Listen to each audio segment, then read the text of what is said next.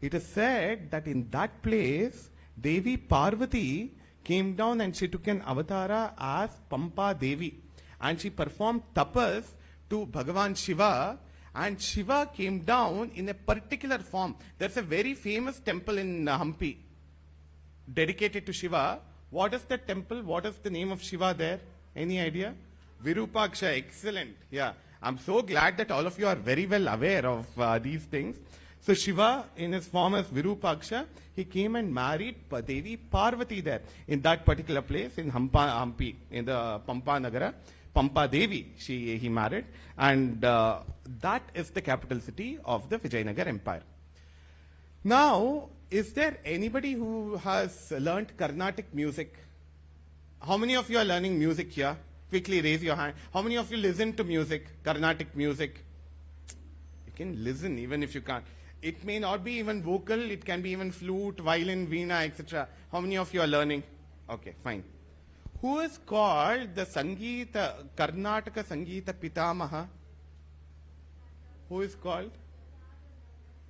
Tyagaraja is of the later days. Exactly. Have you learned these Lambodara, Lakumikara and all that? And Kereya Neeranu Kerege Chelli? All, and Jenti Swara and this Dhatu Swaras, all this, you have Sarale Verse, Jenti Verse, Dhatu Verse, all that you are learning in your music, basic lessons. Who created all of these? Any idea? Purandaradasa. Purandaradasa is called the Sangeeta Pitamaha. He is the one who gave the education system for Sangeeta. How to teach music. What are the basic building blocks of music? All of these were given by a great saint from Karnataka, great sage from Karnataka, whose name was Purandaradasa. And Purandaradasa also lived in this period, in the period of the Vijayanagara period, the Vijayanagara dynasty, the Vijayanagara empire rather. So who was the guru of Purandaradasa? Any idea? What are the famous compositions of Purandaradasa? There are many. What are they? Jagadodharanas, anybody has heard? Adisidale Yashoda, that is by Purandaradasa. Anybody has heard Krishna Ni Begane Baro? Who wrote it? Yes, who was the author of Krishna Ni Begane Baro, this song? Yeah, quickly, anybody? Vyasatirtha was the name of the person who wrote Krishna Ni Begane Baro. So Vyasatirtha was the guru of Purandaradasa. Baro Krishnaya, has anybody heard this song? That is by another person called Kanakadasa. So Purandaradasa and Kanakadasa were two great musicians. They used to go from door to door during the Vijayanagara Empire when the different dynasties were ruling throughout South India. They used to go from door to door and sing songs and educate people about the values of Sanatana Dharma, how it is important to be united. So through music, they were doing all this unification, this kind of unity they brought to South India, especially to the South Indian regions, because the capital city was in Hampi. And the entire South India was very well protected by the Vijayanagara Empire.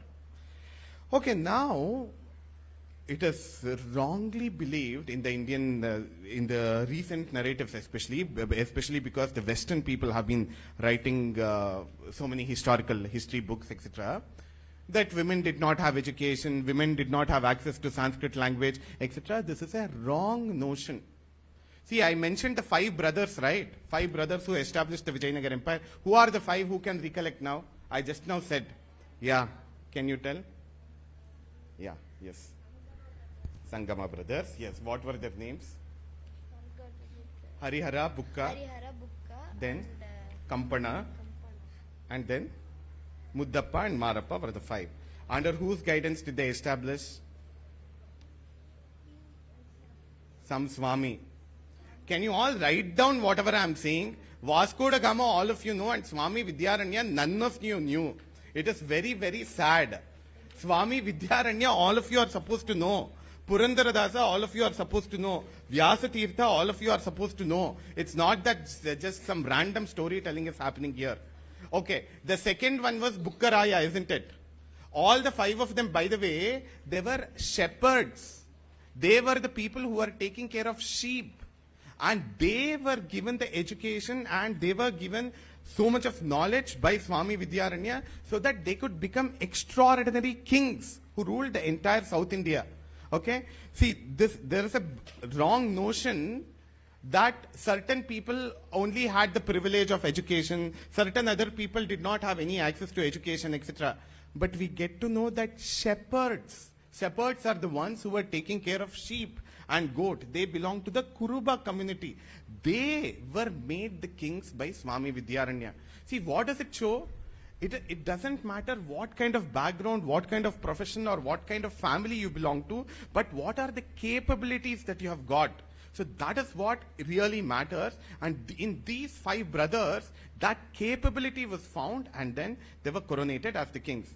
Similarly, all of you have heard of Chandragupta Maurya. Who was their guide? All of you have heard of Chanakya? Definitely. Yeah. Who he was the guide of whom? Just now it was said. Chandragupta Maurya, right? See, Chandragupta Maurya was also a tribal guy. He came from the Maurya community. Chanakya had found great strength in him, great intellectual valor and great intelligence in him, so he was made the king. Just like Chanakya was instrumental for establishing Chandragupta Maurya on the throne and establishing the Mauryan Empire, Mauryan dynasty, similarly, Swami Vidyaranya played a very important role in establishing the Vijayanagara Empire. Who else in the past, just think about it, a very interesting question, a very important thing to know, like Chanakya and Swami Vidyaranya, in the history of India, can you think of an other great thinker, an other wise person who helped establish Dharmic empire in India? Tenali Rama was after Swami Vidyaranya. Very, very good point. Who else? Oh my God, Alexander established an entire Indian empire. Who said it? Okay, Alexander, it is said that he had a guide called Aristotle. Okay, there in Greece and Macedonia, he was there. Who was another person who helped win a very important battle which took place for 18 days? Yeah, Bhagavan Sri Krishna, right? Sri Krishna did not want the empire. He did not want anything for himself, but he wanted a dharmic kingdom to be established, right? Sri Krishna, Chanakya, and Vidyaranya. These 3 are extraordinary people. They were the ones who gave spiritual guidance to different kings and different warriors to establish these dharmic empires. Okay, so the second brother was? This is the 4th time I am telling you. Did you write down anything? Harihara is the first one, write down. Second one is Bukka, okay? So the second brother was Bukkaraya. He had a son called Veera Kampana. And his wife was Ganga Devi. Ganga Devi was the wife of Veera Kampana, and Ganga Devi also came from a very poor community. And she had married the king Veera Kampana, and Veera Kampana went on a very, very brave expedition to Madurai. Madurai was under the control of Islamic kings again then, and the entire Madurai Meenakshi temple had been captured by them.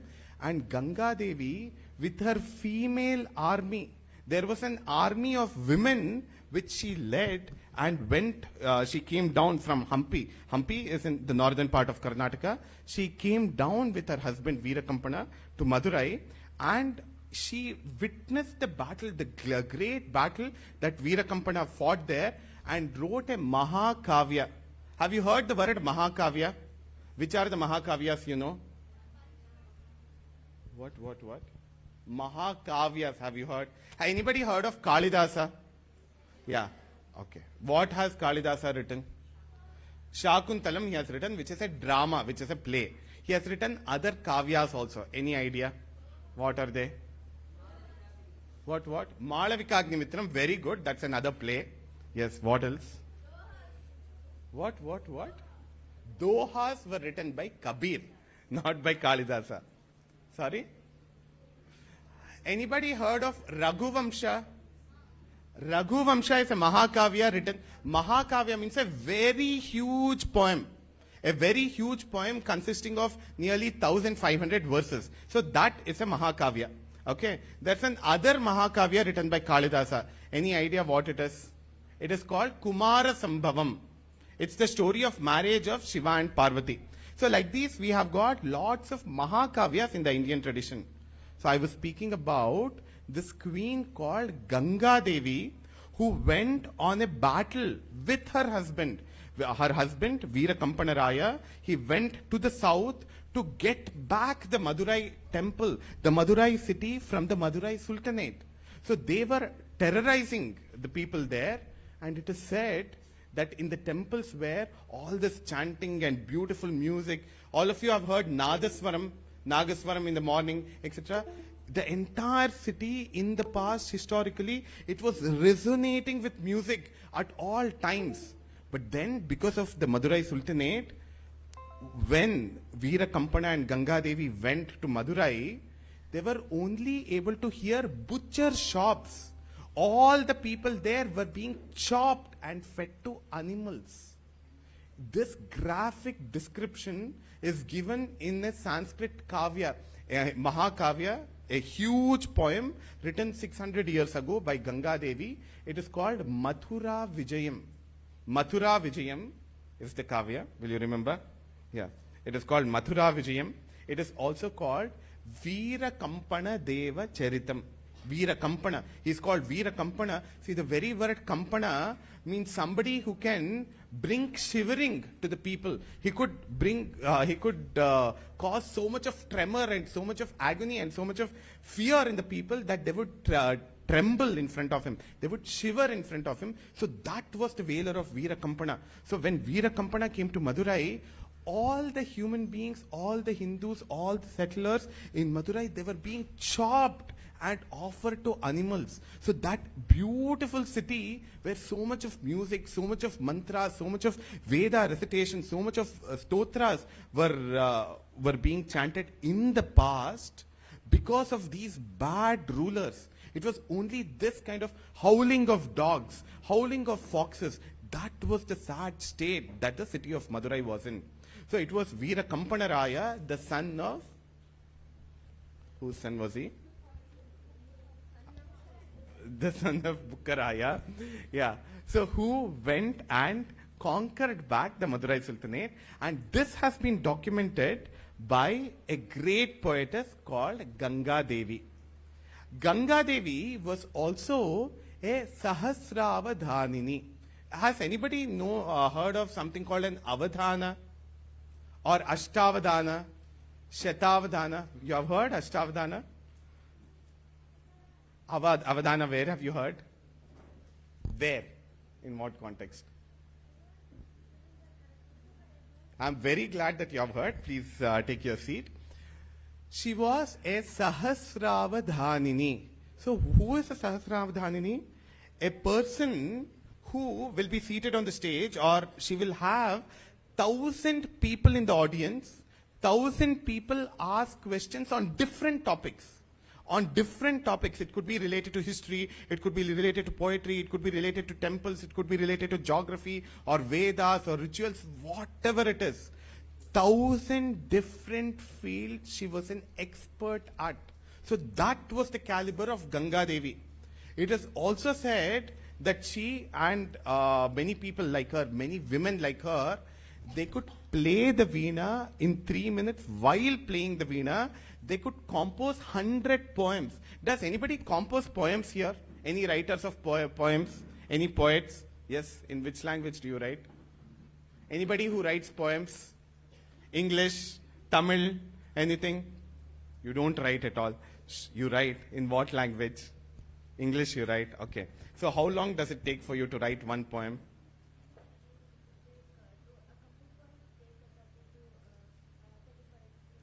Okay, 35 to 40 minutes to write one poem it takes, right? But this Ganga Devi was such an intelligent person, such a smart person. She was the queen. She could write 100 Sanskrit poems in just 3 minutes while playing the veena. She used to play the veena. While she's playing the veena, she could compose so many poems spontaneously without a pen and paper. See, all of you know different shlokas, right? Saraswati Namastubhyam Varade Kamarupini. So we recited that to start with. And another one which I recited, Mahakavi Mukam Bhoja Manipanjara Sharikam. So that is another shloka that I recited. So shlokas like this, in 3 minutes, she could compose 100 of them while playing the veena. Look at the multifaceted concentration that she had. The power of the human mind was so beautifully exploited during the Vijayanagara period. So that was a period where there was so much of safety and so much of prosperity. Okay, Swami Vidyaranya had 2 brothers, I mentioned. Who remembers the names? I mentioned the 2 brothers of Swami Vidyaranya. One of them was Sayanacharya. One of the greatest contributions of Sayanacharya was he wrote commentary on the Vedas. Does anybody know how many Vedas are there? Okay. What are the 4 Vedas? Rig, Yajur, Sama, Atharva. Excellent. Very good. All the Vedas have 4 parts. Each Veda has got 4 parts. Does anybody know what the 4 parts of the Vedas are? Any idea? Yeah. Exactly. Samhita is very happy to know. Samhita is the first, every Veda, all the 4 Vedas. Each of the 4 Vedas have 4 parts. One is called the Samhita, Brahmana, Aranyaka, and Upanishad. All of you have heard the word Upanishad? Yeah, fine. See, these are the 4 parts of the Vedas. So what had happened was, because of the invasions, many of these Gurukulas had gotten destroyed in India. Many of the Gurukulas were destroyed. The teachers were harassed and put behind prisons, unfortunately.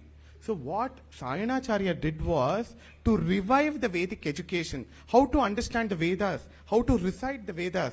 To help understand this, he wrote commentaries on the Vedas. So Sayanacharya, just remember this, Swami Vidyaranya's brother was Sayanacharya. All of you knew Vasco da Gama and Muhammad bin Tughlaq. But then it's even more important to know Swami Vidyaranya and his brother Sayanacharya. All of you have heard of the place called Sringeri? Oh, you are from Sringeri? Okay, fine. So what is Sringeri famous for? Sharda Peetam. Okay. So who established that? Adi Shankaracharya. Why did he establish that? To bring back Sanatana Dharma. Excellent. All right. So to propagate the different spiritual and philosophical aspects of Sanatana Dharma. Absolutely. So Swami, who is the current Peethadipati of Sringeri? Bharati Tirtha Swamiji. And his junior successor is also there. What's his name? Vidushekara Bharati. Okay. So the Sringeri Matha was established by Shankaracharya. All of you know that. He was the proponent of a school of philosophy. What is that school of philosophy called? Advaita. Heard of it? What? Shankaracharya, Advaita. Okay. Yeah, Dvaita, Vishishtadvaita were also there. I'm glad that you are aware of that. Okay. So Swami Vidyaranya, after helping the establishment of this kingdom, of the Vijayanagara kingdom, he also became the head of the Sringeri Matha. He was one of the head of the Sringeri Matha, and he wrote works on many different subjects. There is a work on music that he wrote which is called Sangeeta Sara.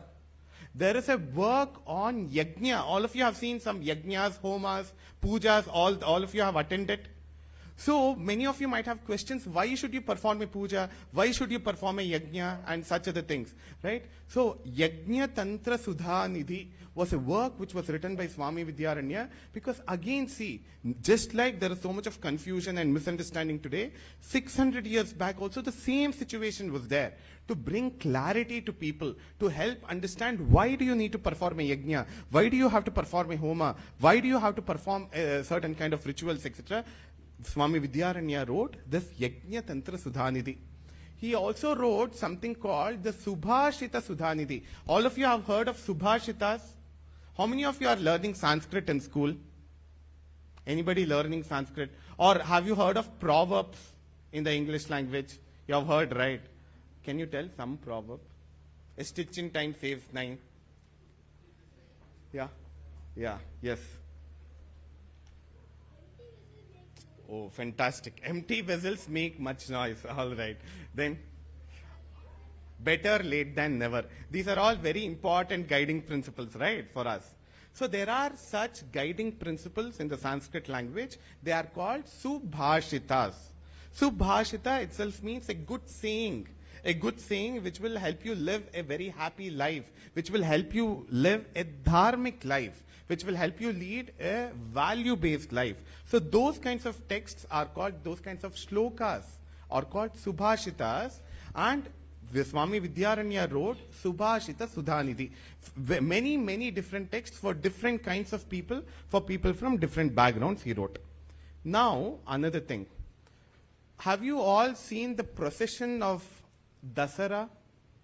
Dasara doll keeping. In many of your houses they do, the display of dolls. And also a procession on elephants and horses and chariots. Where do you see it famously? Mysore you see. But do you know who started this tradition? Exactly, the Vijayanagara kingdom in Hampi. All these kinds of processions and display of valor, display of talent, different kinds of talent show was again started by Swami Vidyaranya to encourage people to participate in the society. Okay, one other question, one very important question. All of you mentioned Pallavas, Pandyas, Cholas, etc. All of them had a lanchana, all of them had an emblem, isn't it? They had an emblem, the royal emblem. Does anybody know what was the emblem of the Vijayanagara kings? Yes? Exactly, fantastic. So what does it represent? Did everybody hear what he said? Wild boar, okay, fine. So there was a boar, Varaha. Varaha, sun and the moon. Varaha means a boar, okay? Not B-O-R-E, not boredom, boring, not like that. Wild boar, you know, right? Varaha. Varaha is the emblem of the Vijayanagara Empire, and sun and moon are also present. What do you think it indicates? Okay, it represents day and night. So day and night there will be a boar. Is that what it means? No. Why did they have this random symbol like this as the emblem? A boar and the sun and the moon. It is symbolic. There's a symbol there. It has a certain meaning. What do you think it is? So, the avatars of Vishnu, you know, Bhagavan Vishnu. What are the avatars? Matsya, then Kurma, then Varaha. Third one is Varaha. Okay, fourth one is Narasimha, Vamana. Okay, all right. So Varaha Avatara is one of the avatars of Bhagavan Vishnu. What did Vishnu do in the Varaha Avatara? Balance the earth. There was imbalance basically, so he had to come and balance. So why was there imbalance? Asuras. So what? Hiranyaksha. Yeah, what had Hiranyaksha done? All of you are so well aware. So just relate to this. What had Hiranyaksha done? What is the meaning of Hiranyaksha, by the way? Any idea? Yes? Exactly. Very good. Hiranya means gold. Aksha means eye. This is again symbolic. What does Hiranyaksha symbolize? He is a Rakshasa who wanted to see gold everywhere. You see a forest, you want to convert it into gold. You see a mountain, you want to convert it into gold. You see a lot of people, you want to kill them and convert it into gold. So it shows extreme possessiveness. Everything in the world should belong to me, and everything in the world I want to convert for my own benefit. I want to convert it into money. Extreme selfishness, extreme possessiveness, that is what Hiranyaksha represents. All of you know Bhagavad Gita. Heard of Bhagavad Gita? Anybody memorized any shlokas of Bhagavad Gita? Where? Which shlokas have you memorized? Dhyana shlokas, okay. Any other 15 shlokas you have memorized? 15th chapter, okay, fine. Anybody knows the 17th chapter of the Bhagavad Gita? It is called Daivasura Sampad Vibhaga Yoga. Asuri Pravritti. What is the Rakshasi Pravritti? It is where you want to be possessive about everything. Ishvaroham, Mahambhogi, Siddhoham, Balavan Sukhi, etc. It is said. So I want to be the leader of the world. Everything in the world should belong to me. I want to dominate over the world. That is an asuric tendency. All the asuras, just look at Ravana. Ravana wanted the best of things for himself. Look at the Kauravas, Duryodhana and others. They wanted the entire kingdom for themselves. No sharing and being very selfish. So that is the nature of any asura. So Hiranyaksha, like, what's your name? What? Shri Keshav. So Keshava Druta, Meenasvarupa, etc. Keshava Druta, Varaha. So your avatara only Varaha, by the way, in your Vishnu form. Yeah. So Hiranyaksha wanted to possess the entire earth. So that is what his name itself means. Seeing gold everywhere. Golden Knight means seeing gold everywhere. All of you have heard the story of Midas touch. Whatever he touched, he wanted to convert it into gold. Right? So similar was the case with Hiranyaksha. He wanted everything as gold and he had kidnapped. So that is like kidnapping the entire earth. All the resources of the earth, all the mountains, all the rivers, all the seas, all the forests, everything captured by him. So that is when Bhagavan Vishnu came in the avatara of Varaha to uplift the earth, balance the earth, like she said, Dharani Dharatva. To maintain the order, to give back the earth to dharmic people, Vishnu came in the avatara of Varaha. Now tell me, if Vijayanagara has got the Varaha as the symbol, what does it mean? Sorry?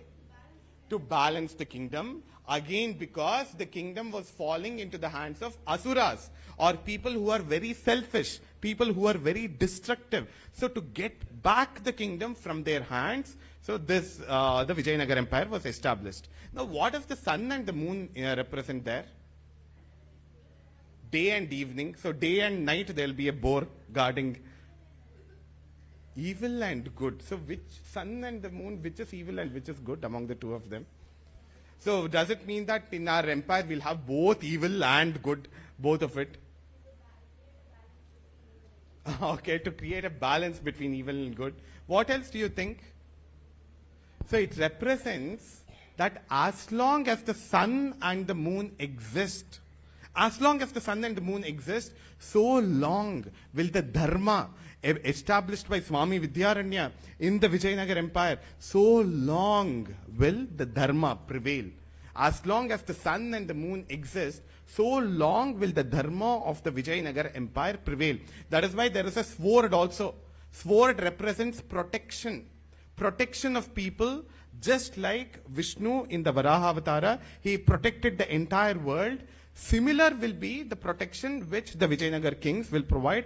Asurya Chandrarka, it is said. As long as Surya and Chandra, Chandra Surya, so Chandra and Surya, as long as Surya and Chandra exist, so long will the Vijayanagara Empire provide protection to the entire subcontinent. So that is what it is said.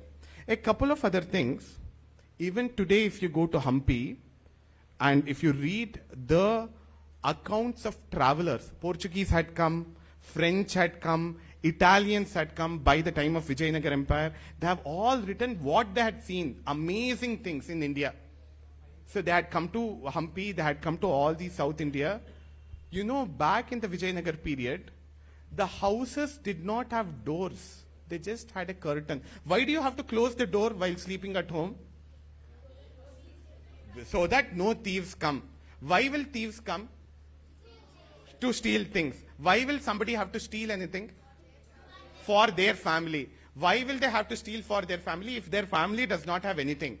If everybody has got everything that they want, if there is a lot of prosperity, will there be any theft? Is there a need for any stealing at all? Absolutely not, right? So in the Vijayanagara period, everybody had got everything that they wanted. So there was no need of stealing anything. There was no fear of any theft at all. There was no fear of murder at all. So the houses back then, you did not have to have doors. You need not have to lock any houses at all. Everything was safe. And also, there were many different bazaars. There were many different markets in Vijayanagar, if you go to Hampi, even today, you'll see all those market streets. See, today if you go to a vegetable market, they'll have lot of tomatoes, they'll have onions, they will have carrots, and they sell it in kgs, right? They sell it that way. So in the Vijayanagar period in Hampi, they used to sell gold and different kinds of gems like that on the streets.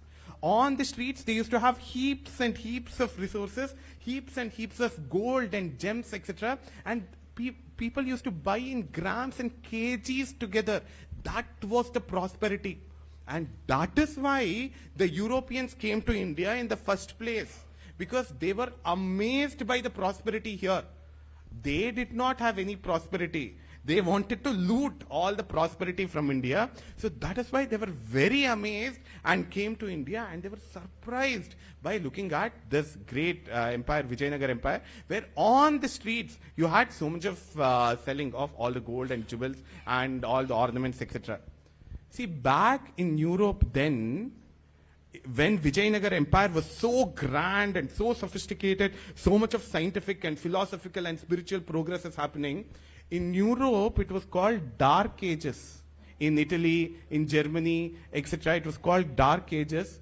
Back then they still believed that earth is flat, it is like a paper and all that. So that was the kind of situation Europe was in.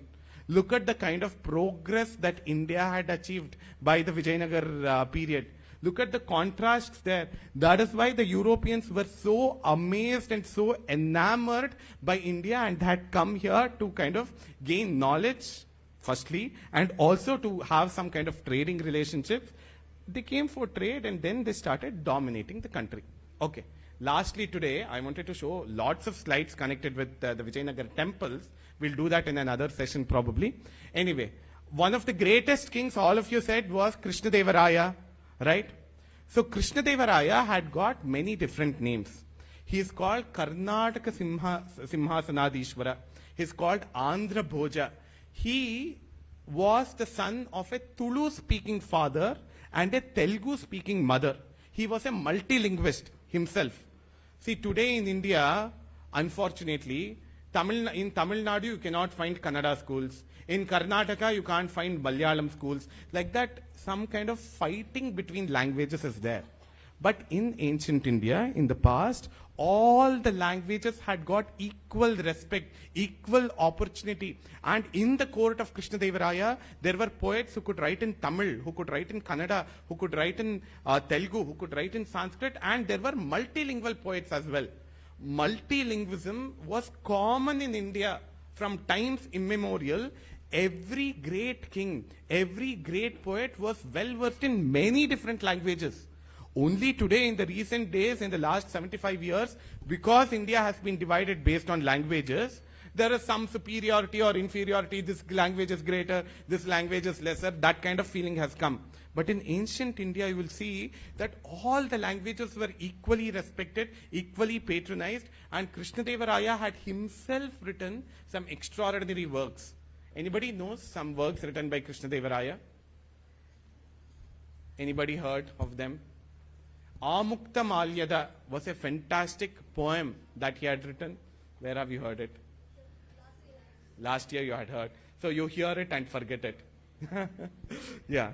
Anyway, extraordinary. So while ruling the kingdom, they had so much of time and so much of energy and so much of interest to write historical works like this. I spoke about Ganga Devi, who went on a war with her husband. She accompanied her husband with her female army. She saw the entire war take place with her own eyes and wrote this extraordinary Mathura Vijayam, an extraordinary kavya. She came from a very poor background, from the lowest strata of the society. But she was an extraordinary queen and she could write a huge kavya in the Samskrita Bhasha. So you can see the kind of attention that the Vijayanagar kings had given to education, to the welfare of temples. I mentioned that they built these huge Gopura Dwaras. So the huge Gopuras, 8 or whatever, or even numbers that you said, 8, 6, 7, odd numbers also you said, right? Yeah, any idea how many? Finally, Madurai. There are 16, okay, of different heights. So all these huge Gopuradwaras were built as protective features in the temples, so that when there is an enemy attacking from a far distance, these people, they could go on top of Gopuras and watch the enemies coming and they could defeat them. So temple culture, music, we spoke about Purandaradasa, Kanakadasa, etc. The dance culture, literature, and so much of wealth, so much of material wealth, all of these happened because of the Vijayanagara Empire, and thanks to the Vijayanagara Empire, all of us are able to speak our mother tongues today. The Sanskrit education system has remained in South India. The Gurukula system is still prevailing in certain places in South India, thanks to the vision of Swami Vidyaranya, that all of these things have been made possible. So hereafter, all of you please remember these names. Swami Vidyaranya and his brother was Sayanacharya. And who is that great poetess who wrote the Mathura Vijayam? Ganga Devi, excellent. She was the wife of Veera Kampana, okay. And who are the 5 brothers who established the Vijayanagara Empire? Okay, I heard all the 5 names. And who is the Karnata Sangeeta Pitamaha? Purandaradasa, excellent. And who was his teacher? Vyasatirtha, etc. So please remember these names. If not for these people, we wouldn't have survived in India today. Okay, with this I'll conclude. Thanks a lot, everyone.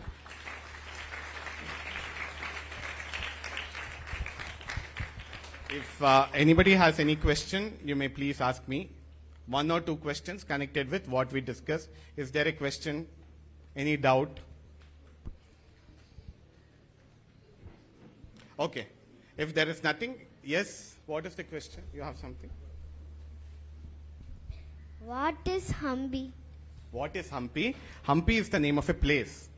It is in North Karnataka. You know Karnataka, right? In northern part of Karnataka, there is a place called Hospete. Hampi is the name of a place there. It has got very beautiful temples. If you get a chance, you should visit it. I'll show you some images maybe. Slides. A very, very beautiful Ganesha, very, very beautiful Virupaksha Linga, and there are many beautiful temples. And also in Hampi, there are what are called musical pillars. Hampi is a place, just like Madurai, Coimbatore, etc. Huge temples are there. You see pillars like this, right? There are pillars like this in temples there. 600-year-old temples. If you tap on the pillars, it will produce music. So beautifully they have designed the temples. If you tap, you play, you know a veena, right? If you pluck the strings of the veena, so such beautiful music comes. In Hampi, in the temples, if you tap on the stones, very nice music comes. So Hampi is the capital city. Like I said, it was what in the Ramayana period? That also we discussed. The capital city of Sugriva, Kishkinda. That was the place of Kishkinda. It was also called the Pampa Kshetra.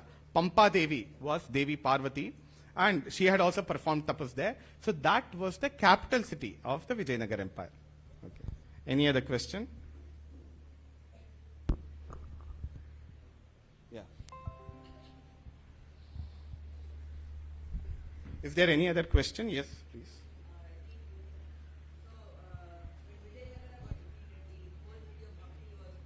Yes, unfortunately. Yes. Virupaksha temple is also not surviving completely. Large parts of it were destroyed. The Gopura was also destroyed. The main temple was also destroyed. In the last 50 years, Archaeological Survey of India, ASI it is called, they have reconstructed it. They have rebuilt it. Very good point. The son-in-law of Krishnadevaraya, any idea what his name was? Son-in-law of Krishnadevaraya was called Aliya Ramaraya. So when he was ruling, the Islamic invasion again happened. They started fighting with the Vijayanagar kings. And he had a lot of army. Aliya Ramaraya, he had a lot of army. And some part of his army was under the leadership of a Islamic commander-in-chief. So when the war was going on, his own army betrayed him. They joined the enemy forces, unfortunately. That is why the Vijayanagar kingdom, the Tuluva dynasty lost. And Aliya Ramaraya's successors, they belonged to the Aravidu dynasty. They continued for some time in a place called Penukonda in Andhra Pradesh. From there, they continued for a small time. But then, by then, like you said, Keshav, many of the temples had gotten destroyed because Hampi was captured by the invaders. Yeah, see, these are the huge Gopura Dwaras, like I said, in temples in Tamil Nadu and Kerala and Andhra Pradesh. The huge Gopura Dwaras, they act as output towers or outwatch towers. So if any invaders were attacking from distance, they could get to know from a very far distance itself. Okay, so you find these kinds of huge Gopura Dwaras. These were all built by the Vijayanagara kingdom for protection of the temple culture. See, the temple was the place where all the arts grew. It was where the Gurukulas grew. It was the spiritual center. It was the ritualistic center for people. So the temples had to be protected very well. Yeah, okay. See, this, what is this? Which deity is this? Narasimha, right? So this is an extraordinary sculpture which is found in Hampi. It is Lakshmi Narasimha, by the way. Devi Lakshmi was actually seated on the lap of Narasimha. Actually, if you see this image, you can see there is a hand attached to the body here of Narasimha. It was actually Devi Lakshmi who was seated on the lap of Narasimha, and that Lakshmi image was destroyed. Keshav, you asked what happened to the sculpture. See, this is what has happened. Destroyed. Yeah, please sit down. Exactly. By the way, this entire sculpture is made of one stone.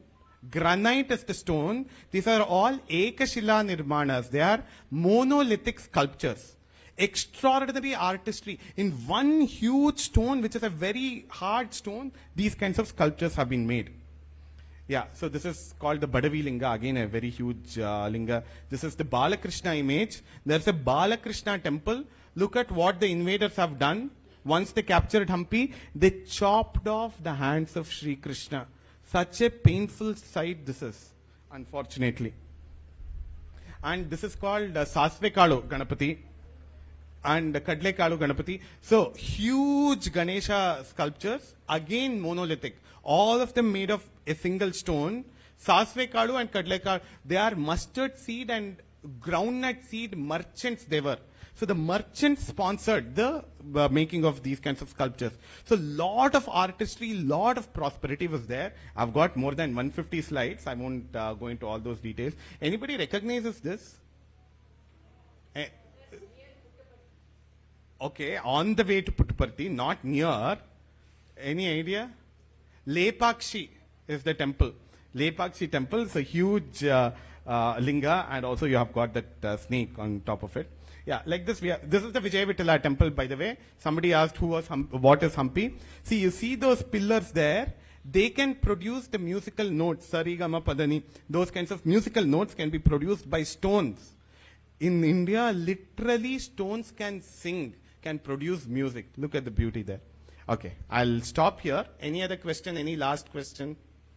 And then we'll conclude. Yes, please. So why did Bukka name his son with his brother's name, sir? Very good. See, in the Indian tradition, several times the grandfather's name is given to the grandson. Grandmother's name is given to the granddaughter. Because all the positive things, positive values that the grandfather had, grandson should also get with that idea. So Bukkaraya felt that his brother Kampana was a very great warrior. See, his name is also Kampana, which means he brings shivers to his enemies. So he wanted his son also to have the same kind of caliber. So he named him that way. Thank you, sir. Thank you. We'll conclude with this. Thanks a lot, everyone. Thank you, Arjunji. That was wonderful. And I'm sure the students will carry back a lot of knowledge in their bank. Thank you so much. We will be having a next session with Mrs. Nandini Sengupta. Before we have the schools, visiting schools, KPN grade 7, Perks 5th, 6th and 7th and 8th standard, and Yellow Train. So we will have Mr. Sundar Ramachandran giving the memento to Arjunji.